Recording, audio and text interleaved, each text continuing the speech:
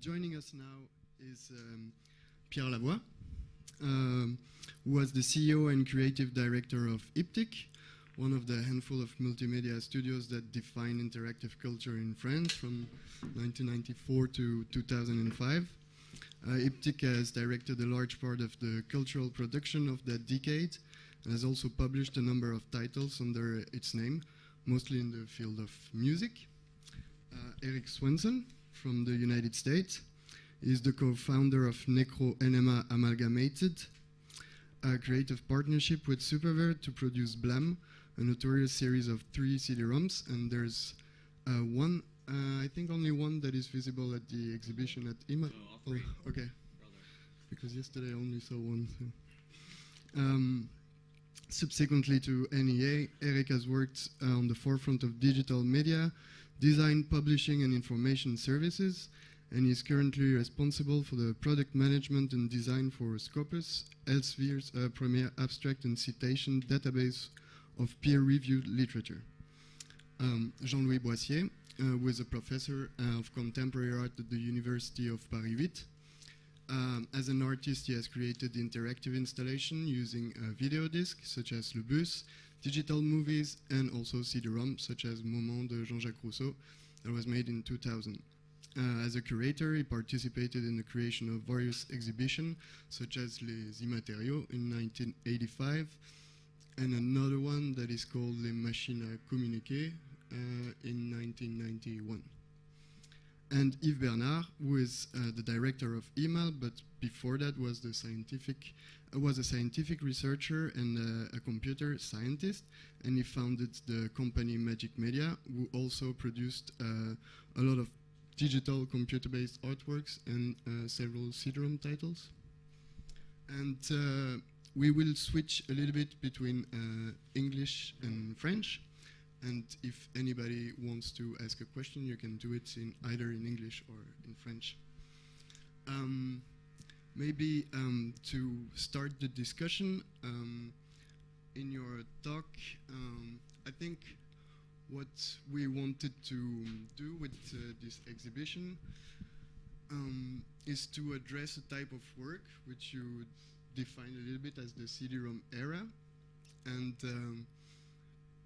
that is quite unknown, I think, for different reasons. One is the fact that they are hardly accessible because of the obsolescence of the technology and because they are on these old CDs that needs a specific computer, specific OS system. You talked about what the CD-ROM didn't have, such as connectivity to the rest of the world. And I was wondering what the CD-ROM had that is not present now, for instance, on the internet or on other electronic publications.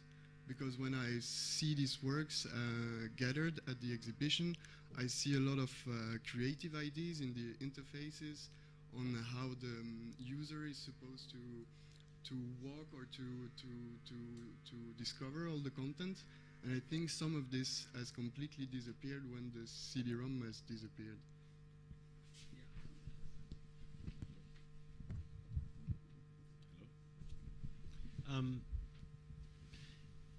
Yeah, I mean, the first thing that comes to my mind is depth. If you look at the CD-ROMs, there are layers of information, and it's something that, you know, the computer world right now that we see is flat, right? I mean, flat design has been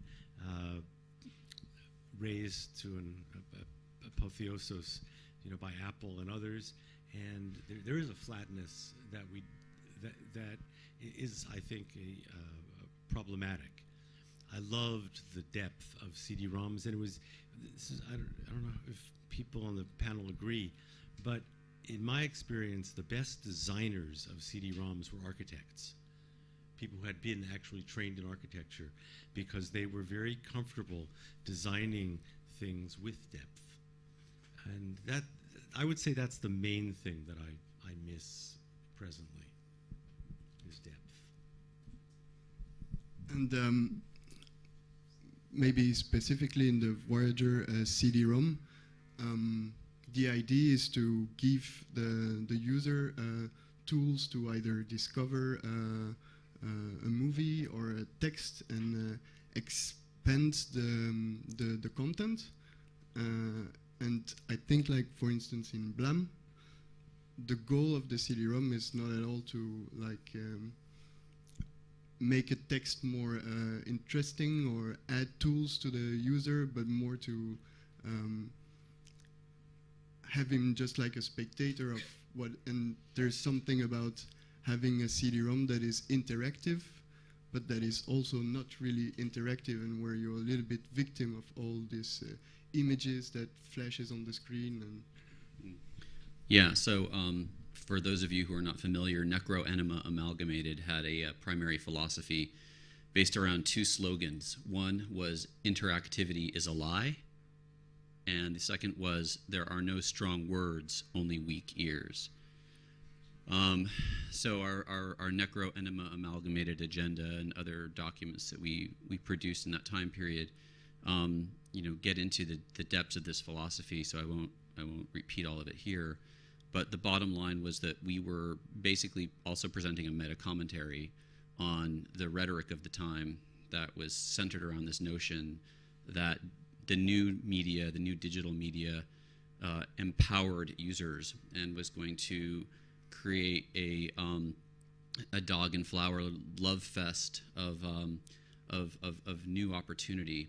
Now, while one can argue that the evolution of the internet and the web has provided new opportunities, one thing hasn't changed, and that's the algorithm. And one of the primary points we were making, propaganda by deed, was that we are the programmers of you, of people, not just code and machines. We are programming you still. So we basically tried to take that to an extreme, and I believe that the environments that we provided within Blam, made that point, which is one of the reasons why we eventually decided that 3 was enough. Can I say something quickly? If you look at, because I think that the dichotomy you raise is a really important one. A lot of what we did at Voyager was take iconic works that were produced in the analog era, Beethoven's Ninth Symphony, Citizen Kane, Van Gogh's Starry Night, and we tried to add layers of understanding, of context.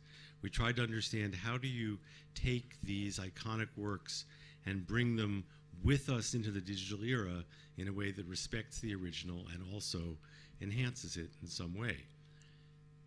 There was another percentage of Voyager's work, including, for a while we were the distributors of the first Blam, where we were very excited about artists who were doing completely new things that had nothing to do with sort of just adding a layer to an old work. We were specifically excited about the new vocabularies of expression. And it's always very confusing, I think, to people when they look at the totality of Voyager's work. Very often artists will look at it and be bored because it's just old stuff, and just presented on a computer screen. And on the other hand, there was this other aspect that we had. Sorry. And it's quite interesting, because when you were talking about the video game industry, you were not talking about players, but about readers. And like in my definition of a book is not a video game, and a video game is not a book. So do you think that the future of how you write literature or a book is more like how you design a game? And here's the problem. Words are very difficult. I decided early on that we didn't have words for what we were making, so I would just keep changing the definition of what a book is. And I started talking about books being the thing that humans use to move ideas around time and space. When we started doing the social reading books. We started talking about books being a place where people gather. I call it the Institute for the Future of the Book. If I'd called it the Institute for the Future of Discourse, we never would have gotten any funding. And games are a really terrible word to describe everything that happens within that universe. Words are slow to catch up with the reality of where you are. So that's why I decided I would just keep redefining a word that everybody was very comfortable with. I understand the problems with it. And I was interested, we talked about it earlier, but when the CD-ROM era finished, there's also an era of publishing digital works on CD-ROM that finished and that also made the whole economy to stop. And I was wondering if in the new type of digital publication that are being created now, the costs that were engaged in having an object and a book and a paper printed, because in the exhibition I had seen a lot of the CD-ROMs on a screen, but seeing all the publication and the paper and the documents that went with it is a very useful documentation to think of what and why this work were interesting at the time. So do you think that that in a context of an exhibition showing this work would always request that you have some kind of documentation so that people can understand where it comes from? Maybe.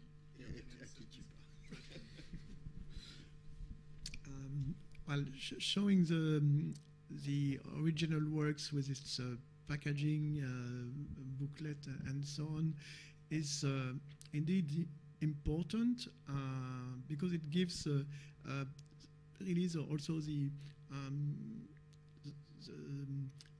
volunteers, the willingness of the person to make an object which was physically distributed and to make a nice object, and it shows all the care who was put in that. That's true that there is there was some specific relationship typical of the distribution of objects like books and so on, or vinyl records. It's something that you go and buy in a shop, and then you come home and you open it in your home, or you open the package.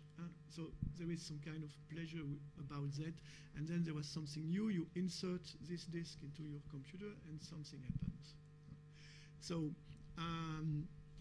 this experience is indeed important. And just looking at a CD-ROM on a screen will not give you the same experience.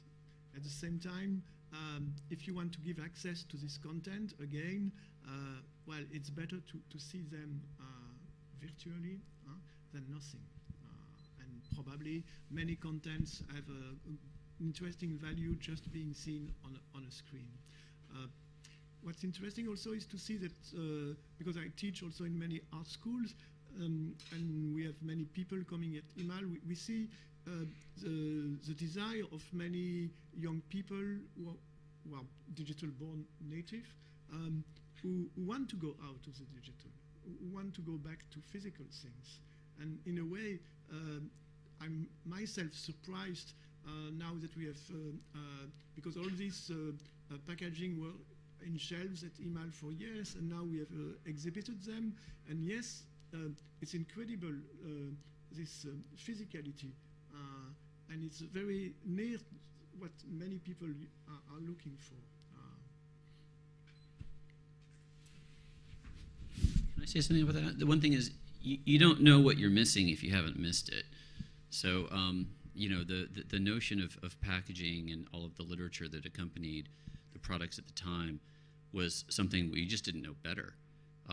you were basically dealing with an entity that very few people had ever experienced before, right? This wasn't a situation that was analogous to moving from the LP to the cassette to the CD, right, where you have a continuum. This was relatively new. Most people who were buying our products were probably on their first personal computer. I would say that some of the more intrepid consumers of Voyager and maybe early Necro-Enema products possibly on their second or third, but this was not yet a period of mass adoption, right? So you had to bridge that gap, and that's the way that media transitions have always occurred. Today, most software products, including anything that is live on the web, the notion behind design is don't make me think. At the time, we would love to have taken that approach, but people still had to understand, what the hell HyperCard was and what an icon even was. We had to provide that level of instruction. So, different times.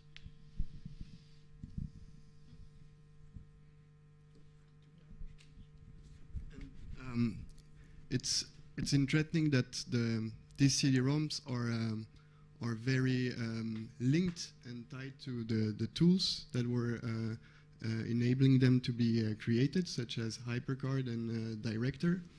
And you also talked about your desire to build tools to have people in some way take control of what they are doing with this content and a computer, in fact.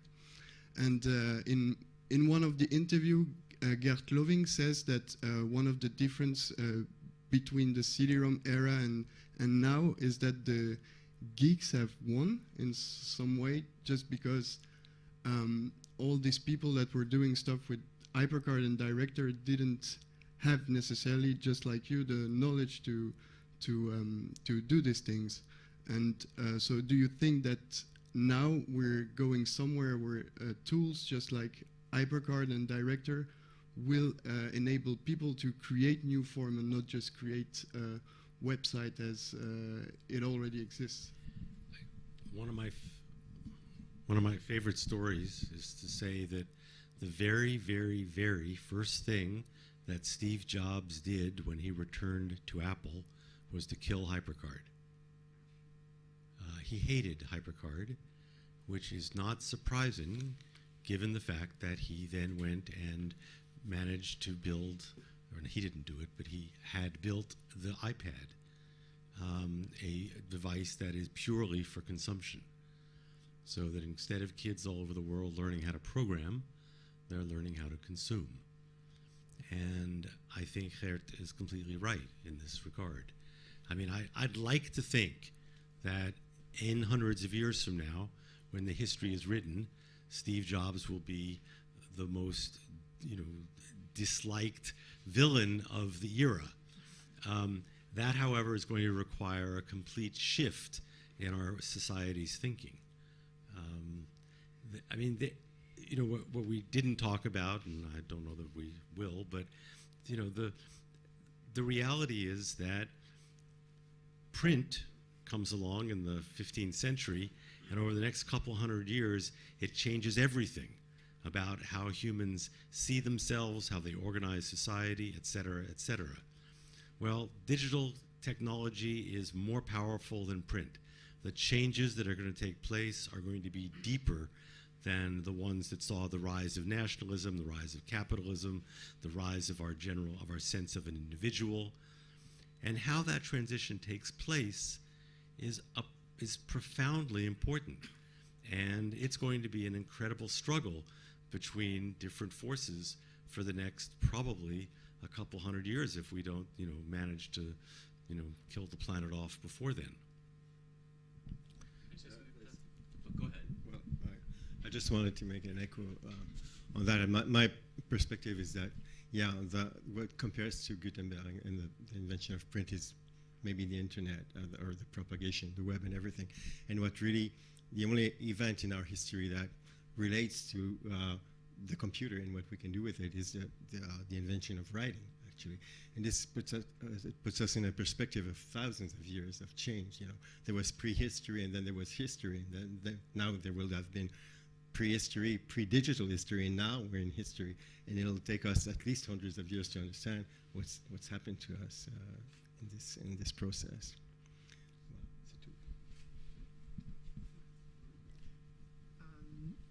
But that's interesting to see the questions that, for instance, were in the BLAM CD-ROM. Interactivity is a lie. It's the programmer who has the control. To see how much it is actual now, because indeed there is some kind of feeling of easiness that anyone can express himself and doing his web page. And you've seen, for instance, that the notion of web page, of home page, has disappeared from internet. Everything is now on social blogs or social platform where everything is formatted. And you see that indeed it's the programmer and the algorithm behind controls everything on the web. It seems easy to do things and to publish things and to distribute them. But at the same time, if you want to program a content which is original, not in the formatted, then it's indeed very difficult because you have to master a lot of technology and there are no authoring tools for that. So we see that there is clearly, as Bob say, it's a shift, a civilization shift, and the way it's happening is really to define the next step. And yeah, to your comment earlier, your question about have the geeks won, yeah, I'm familiar with that notion. In my day job, I deal with the development of very high-end professional tools for scientists and scholars and researchers. And in the commercial development world, this notion that, for example, the engineers are the new designers is utter and complete bullshit if you consider that phrase to mean in juxtaposition or opposition to, quote, designers. So in my mind, the perfect triangle is one that balances design, technology, and business. And even though we like to talk about art and literature, business is responsible for dissemination of these products. So I think this notion of the geeks have won is total bullshit because there's really no race or battle either. You know, we work in concert. And one of the things about this particular era that you're referring to, which is extended into the world of web development or online development, is you still have the concatenation of the designer and developer as well. So this idea that there's a pure separation or that one side has become more dominant than the other doesn't work for me. There's also you know, this myth that our culture has become more digitally literate. I think Bob made the most excellent point a moment ago in his reference to Steve Jobs moving us to a consumption culture. I think there's this myth right now that you know, the individual is a, quote, you know, unique producer. A Facebook page or a Tumblr blog is still confined very much by the strictures, as Yves said, of the programmer. So in that particular regard, I don't think we've evolved tremendously. I think the signal to noise ratio has just gone out of whack, and there's obviously a lot more noise. You know, I don't. To me, it's not the geeks versus designers. I think the point is in that phrase that the geeks have won.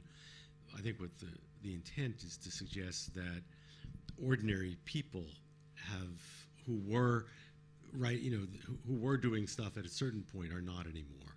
That the world in which we can express ourselves in digital culture has been narrowed and narrowed and narrowed. And I blame designers as much as I blame programmers for that. And so do you think, talking about Apple or these new technologies that are offered to the audience, compared to the bulky, heavy computers that you need to watch a CD-ROM, do you think that the fact that devices are more mobile and that there's a touch screen or this other interactivity possibility with the device itself, did it add anything to the content and what producers could propose to the audience. I'd actually love to hear what you have to say about this, but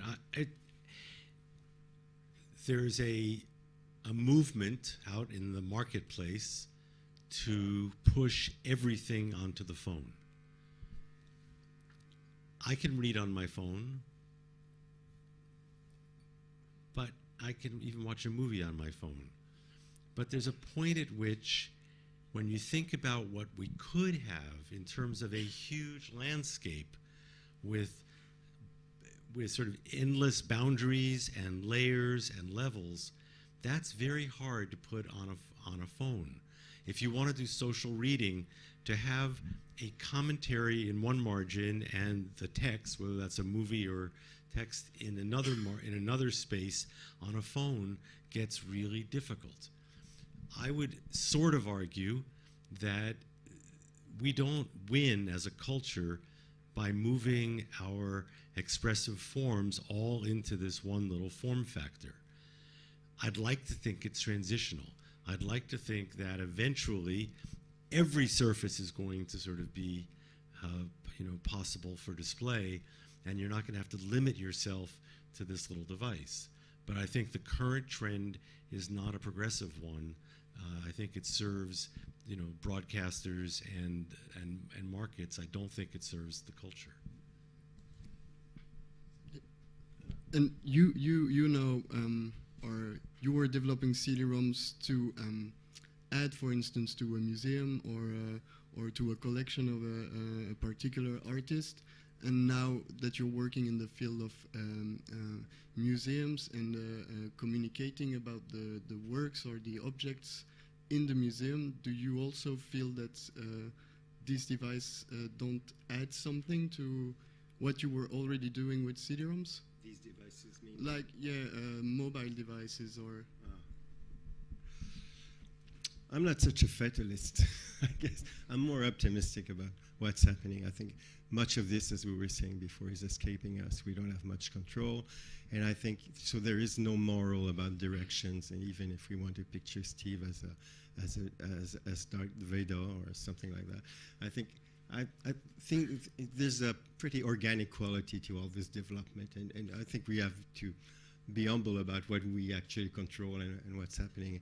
And like we were saying before, in retrospect, things will make some sense, but maybe like growing, you don't understand really what's going up from a plant, for example.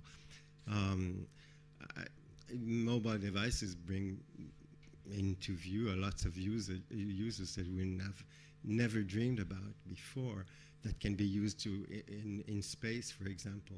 I do a lot of museum digital design, or digital museum design. Design is an interesting word. I don't think we oppose design and engineering now.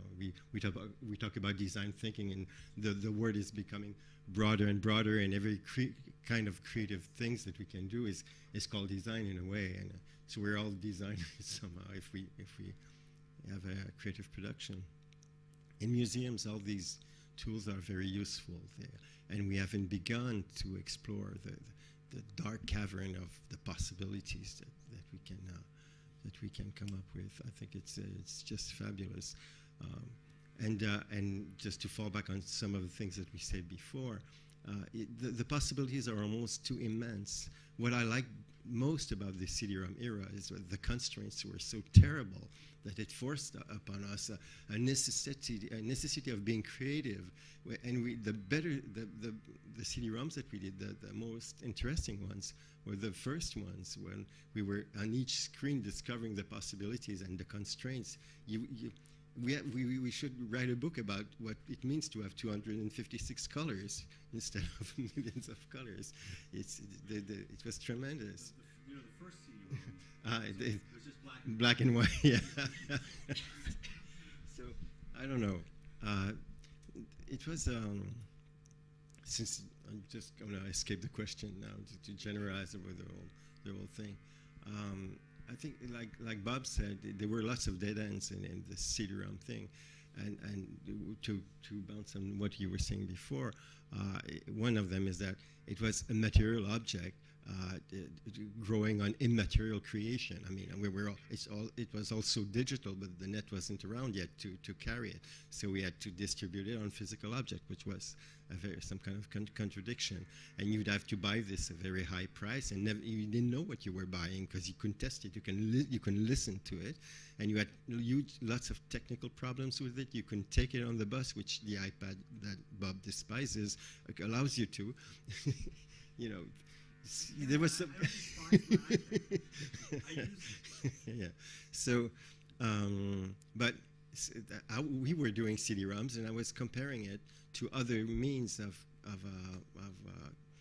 other mediums for all kinds of discourse, and I couldn't find one single point on which it had a good quality, and it was evident that it was a chronique d'une mort annoncée for those who speak French. You know that you were going down, and you couldn't even understand your clients or your customers, who were, from my position, great publishers like Gallimard or Flammarion and all that, and they still wanted to do more, you know, and said, it was my business. I wasn't going to tell them not to do it, but you know. So yeah, it was. They sold 5,000 copies, they were completely exhilarated, but they would never cover the cost. It was some kind of narcissistic, idea of going into digital publishing, but not counting, or trying not to start counting too soon. Anyhow, I have to finish that. But what I think really is that what we discovered in those days, what we came up with in terms of interactive solutions, and for me interactivity is defined differently, but I can't see how it could be a lie or the truth or anything. But we created some genes in a way that are still with us today, even if we don't understand how they came from. There were things that were happening in those days that are still with us today, even if we don't have access to those earlier products. And I think that the idea of creating an interactive object or whatever, that's not necessarily connected or not necessarily social. I mean, there are still people around here who want to do one movie and to do it from the beginning to the end and do it themselves, and not to have it being transformed. And I think that books are maybe like that, and there can be interactive objects which are completely controlled by creators. I think that that kind of stuff that we did was very legitimate, and it will come back again somehow. I mean, it's a very, very short time. We're in the few seconds after the big bang of culture colliding with digital, and lots of things are going to happen now. I would like to ask you, don't you think that now we see all these apps for iPad and so on, that they are reproducing in some ways the model of the CD-ROM? Of course, now the price is much different. You can carry it with you. It's mobile. It's easy. But in the form, the digital expression that they have, they might make the same mistake for many of them. Maybe that's also a question for you, Jean-Louis, because I think you've tried to. You did many things on CD-ROM, and then you also experimented afterwards on mobile platforms.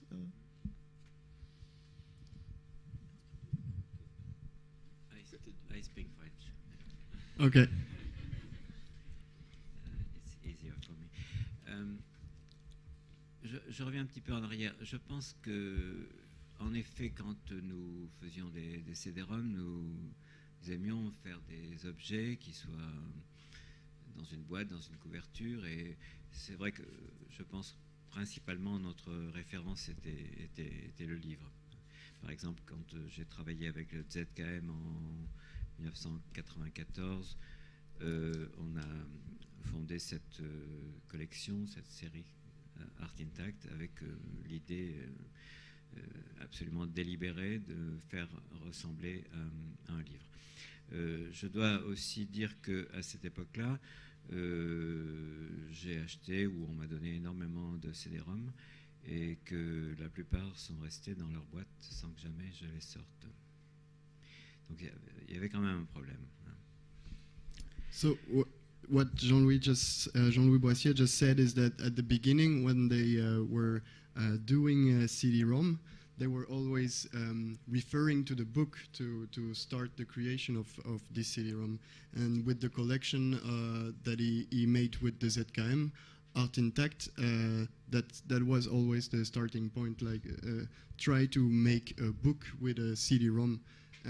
But he also received a lot of CD-ROMs himself, and he most of them or a lot of them stayed in their box, and he never opened them or looked at them. Bon, une autre remarque aussi, c'est que je crois que le CD-ROM nous a mis sur la piste, malgré tout, d'une nouvelle écriture et peut-être de nouvelles formes d'art.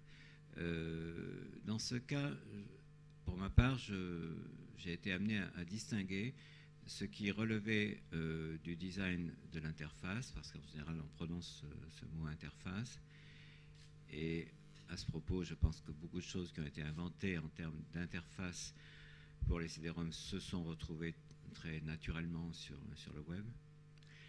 L'autre dimension était ce qui personnellement m'a intéressé, d'imaginer une interactivité qui contribue à une signification et dans une écriture particulière. So,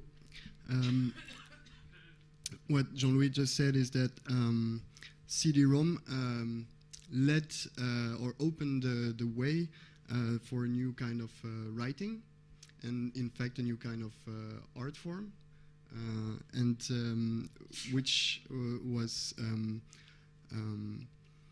the big part of it was how to design an interface, and I think that this was later also taken by people doing a web interface, and that a lot what you see in CD-ROM is now on the web. But that's the main goal of working with interfaces and interactivity, was to add to narration or to the writing, or to express artistic ideas. Pour simplement préciser ce dernier point, j'ai moi-même commencé avec les vidéodisques en 83-84. J'ai ensuite commencé avec iPockard en 87-88, mais avec l'idée assez précise de regarder comment cela permettait de transformer le cinéma et d'une certaine façon de marier le cinéma avec le livre. Et donc ce que nous avons trouvé au fil des années dans cette période-là, c'est que l'interactivité qui permet d'organiser les images entre elles permettait d'ajouter une dimension figurative ou même représentative à quelque chose qui ressemblait au cinéma, mais qui relevait véritablement de l'interactivité. So when Jean-Louis started to work on interactive application, he started on video disc, or you mean laser discs, and with HyperCard, and the goal was to try to marry the book and the cinema, and that what he found is that it's really the interactivity that permitted to enhance the representation that were already part of the book or the cinema. Et donc, pour terminer, je réponds maintenant plus directement à la question d'Yves.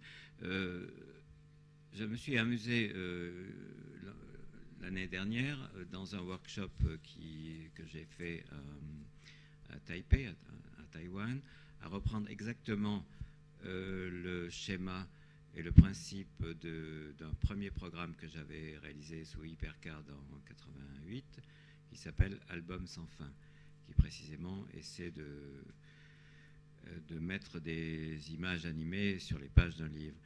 Eh bien, on s'est rendu compte qu'il était à condition de fournir la technique aux étudiants, mais c'est une technique très simple. on pouvait faire des albums sans fin pour iPhone ou iPad.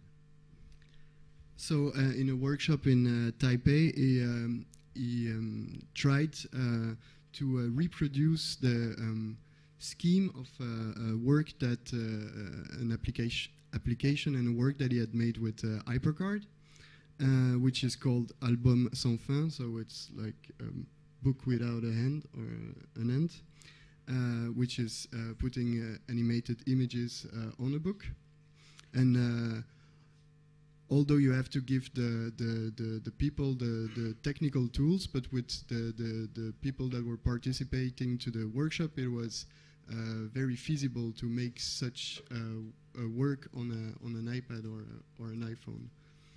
And maybe I have a question, because all these tools like HyperCard and Director, they allowed people to make all these works. And my interest also in this CD-ROM is to know how I can help a museum or a collection that has it in its collection to preserve it and to continue to show them.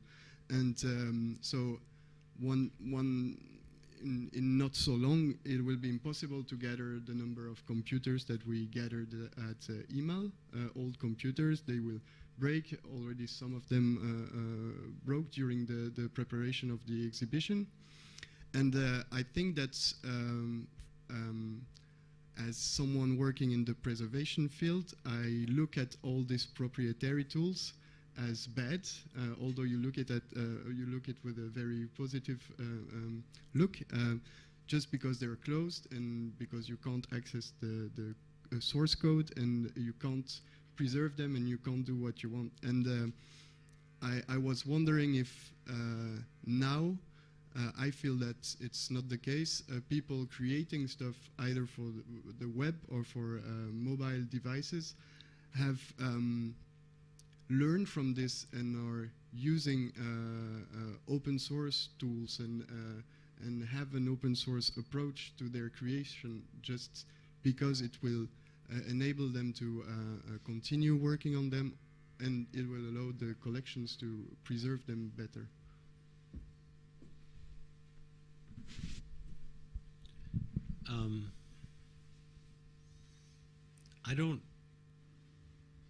It certainly isn't the question of open source. You know, it's really a question of where the entry level is. In other words, it's not, the thing about HyperCard wasn't that, the thing about HyperCard was anybody could start with it. To become a world-class programmer in HyperCard actually took a lot of work. What we don't have today are tools that have a low entry point.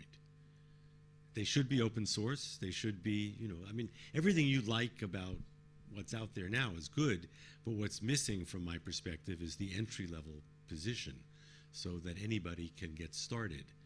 And, you know, they have to put in the time and put in the effort to become really good at it, but there's no entry level point. Just to add to this, if Macromedia had been open source, we'd still have the same problems to put it up on the machines right now.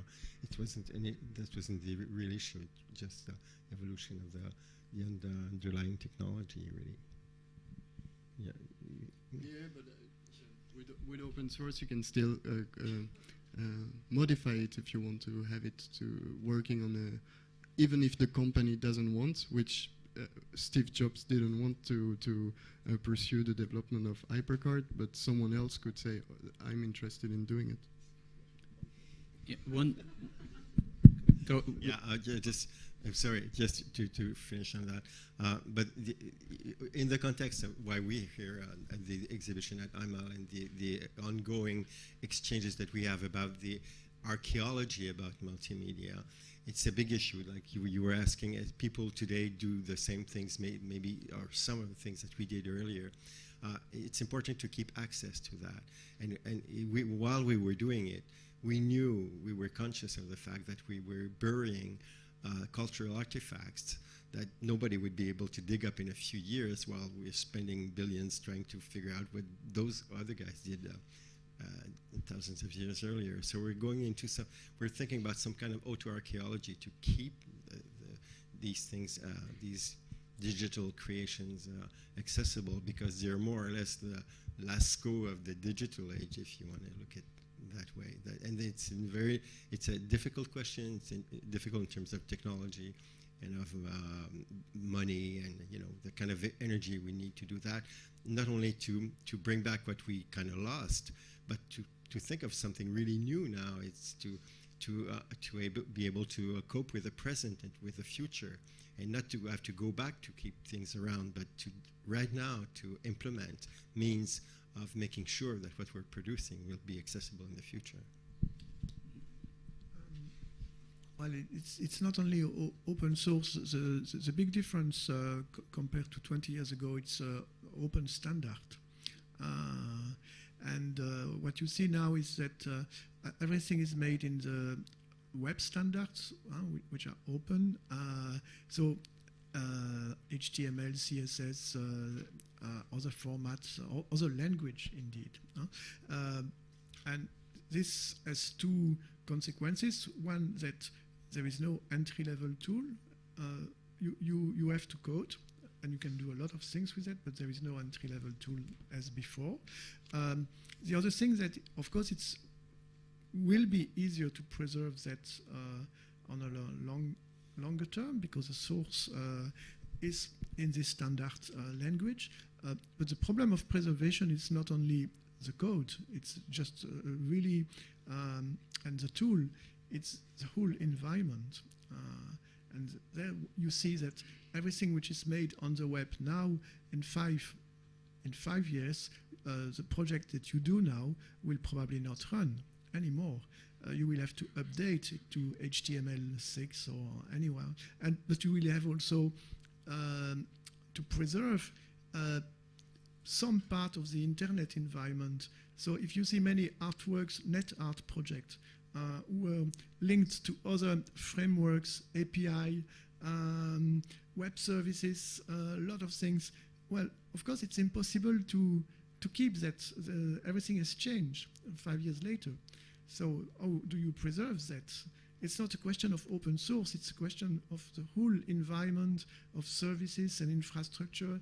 And so I know that there are some projects working on that. We try to capture, and we use some of them to capture the whole rendering environment or the execution environment of an artwork, to capture it so that you can render it later with emulation technology. And there are also, for instance, projects who try to do the same for the web, trying to capture the context around a net art project, and then be able to render it 5 years later. I don't know how they do it, but Rhizome in the US is developing a tool for that. But it's not only a question of open source, it's a question of open standard, and it's a question of environment. It's much more than just the app that you do now. But I think, if we step further back, things change. Things that were written in the early 19th century, the language is so different, I find it inaccessible. If I go back hundreds of years, completely inaccessible. And so I think that there's, in other words, we have a precedent for things not being accessible, which is culture and history. And yes, there are experts who are able to reproduce, who are able to read the Rosetta Stone. I think they are able to these days, maybe not. But it's not accessible to everyone. And I think the best we're going to get is, somebody will continue the work that you're doing, or you'll continue it, and the very best of the things from that era will be preserved, in the same way that we have Beowulf today. And we have Shakespeare, but we don't have 99% of the culture from that period. Yeah, but you have to make a difference, because when you read this literature from the past that is partly inaccessible to you, the in a way, the accessibility is accessible. That is, you can make it accessible. You can study it. You can go into it. You can. I mean, it's something that it's remote, but it's not. There's a gradient. You know, it's not like the machine that won't turn up. Yes, but Yves has just proven that it can be done, even for this. Yeah. Yeah, with considerable means. Yeah, and kudos for that. I just want to hit one point on that, and that is that there are some things that we in a sense, want to bury. So we have to invoke the Cylons. All of this has happened before, and all of this will happen again. You know your Battlestar Galactica? Yeah? When we were developing what we called at the time a narrowcast advertising engine, we were chided by one of our other angels. Bob was definitely one of our angels, but we had another angel, Tony Elliott, who owns the Time Out magazine franchise. We had built something called the narrowcast advertising engine. And what we basically did is we developed code in BLAM 1 and BLAM 2 that tracked the user's behavior. We profiled you in BLAM 1. By BLAM 2, we got a little bit more sophisticated. You got to remember this is the early 90s, so you're talking about the transition of pre-web protocol, pre-graphical browser, and then the transition to the very first version, right? So we built this code that tracked you, profiled you, and made several decisions about how we were going to project content at you. In the first issue, there was advertising, much of it pornographic, some of it pretty funny, some of it fashion. But we locked that code up. Tony tried us to patent it. He wanted us to make money off of this. We were trying to make a comment about how retarded this was going to be. And for that reason, you know, among others, we decided not to patent it. I could probably be really rich right now, and I wouldn't be on the stage if we'd done it. But we didn't. We wanted it locked up. So I'm bringing that point up, that little story, just to sort of mention that, you know, to a certain extent, when we create, there is still this magician's code. There are some things that we don't necessarily want to let out of the box. We're running out of time, so if there's any questions to the participants from the audience.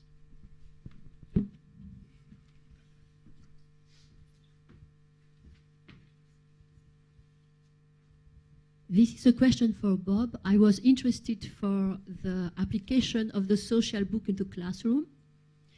My first question is what you showed us. You said it was a success, but wasn't it exactly the same? Just technology is used, but to do what? You have a teacher, you have students, you have comments of readers, and under the control of this teacher who was old, but she had to come back. It was very nice. But fundamentally, wasn't it the same? And why this question? Because I'm sorry, what was the same? I mean, what is a change? You say it's a social book. And then you said the difference is that we gave a place on the internet. Nowhere strikes me, okay? Because my question is about schools, about teaching. Other people said there was something more fundamental. There is a change in writing practice. There is a change even in language, you said. And all this, you observe that.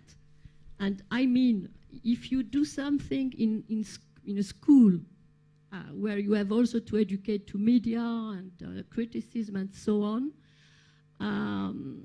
don't you have any resources for teachers to help them transmit this change? Because the change, it's about the roles. And the role, who is author? Who is author? Who is a reader? Because everybody talks about shift in mentalities and in society and in thinking. And I appreciated very much Mr. I don't remember his name. Yes, because he told the truth. He said that code was, I mean, interactivity and so on. And the dream of the internet, yes, it was democracy, it was social, all this is possible. And the question is ethics, because today, and you told us, the code makes everything. The code makes interactivity. What we are now trying to do is communities who will read. This is what you mean by social. And if the code is open, the fundamental question, of course, is, like in open source, is the question of the copyright. And this is central. It's a lot of questions, I'm sorry. I just want to answer the thing about social reading and what's different about it. Okay, normally in schools, students are assigned a book and they go home and read it by themselves. In this case, they are reading it collaboratively. And there's a wonderful expression by Alan Kay, a computer scientist, that point of view is worth 80 IQ points. And all he means is that if three of us look at a problem from our different perspectives, that we are likely we're going to come to a better answer together than any one of us would alone. And we see this all the time in Social Book, where a student will write a comment, another student will answer that and say, yeah, well, what about this? And then this third student will come and make a synthesis that none of them would have come to on their own. Okay, I think that the Engelbart talks a lot about the fact that the problems in front of humanity are now bigger than any single person can solve. We need, I think, to move from this period where we're coming out of, which is the height of the cult of the individual, and we need to learn to be collaborative. And that's all Social Book is aimed at, is trying to create a platform for collaborative thinking. It's primitive, you know, but I think it's in the range of, and one last thing. You said something really crucial, which is that teachers need to be trained in this. I'll tell you an amazing short story. We were noticing one day that our server was slowing down every day at 3 o'clock. And we finally figured out that it was this teacher in rural Oregon, a state in western United States, and she had her 11th senior secondary students reading Thomas More's Utopia, and they were putting thousands of comments into it together. She got fired for being too progressive a teacher. She was her first year as a teacher. She didn't know any better, right? And the teacher in the school in New York, where the kids begged her to stay, she's been using Social Book for 3.5 years now. Not one other teacher in the school will use it because it's too hard. Not too hard to use it, but requires too much effort on the part of the teacher. Because if your students are putting thousands of comments every night into books, then it doesn't work. What we've tried to explain to teachers, which they can't quite figure out yet, is that you actually have to change the entire syllabus, right? You have to read fewer books more closely and skim other books. When you change to collaborative thinking and acting, a lot of things have to change in a system which is completely structured to the role of the individual.